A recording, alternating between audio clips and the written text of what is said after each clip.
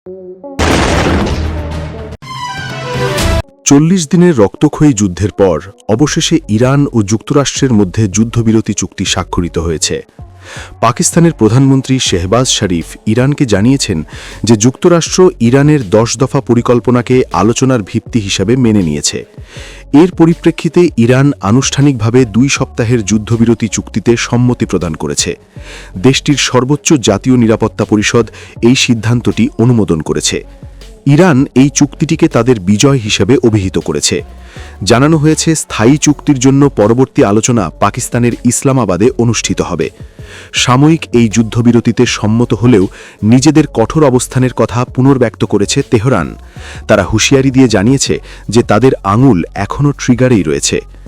মঙ্গলবার রাতে দেশটির মেহর নিউজ এজেন্সির এক বিবৃতিতে জানানো হয়, ইরানের সর্বোচ্চ নেতা আয়াতুল্লাহ আলী খামেনির অনুমোদনের ভিত্তিতেই এই চুক্তি সম্পন্ন হয়েছে।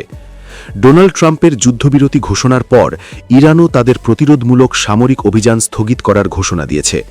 দেশটির পররাষ্ট্রমন্ত্রী আব্বাস আরাগচি এক বিবৃতিতে জানান, যদি ইরানের বিরুদ্ধে আক্রমণ বন্ধ করা হয় তবে তাদের সশস্ত্র বাহিনীও প্রতিরোধমূলক অভিযান বন্ধ রাখবে। একই সঙ্গে বৈশ্বিক বাণিজ্যের গুরুত্বপূর্ণ রুট হরমুজ প্রণালী নিয়েও বড় সিদ্ধান্ত জানিয়েছে ইরান।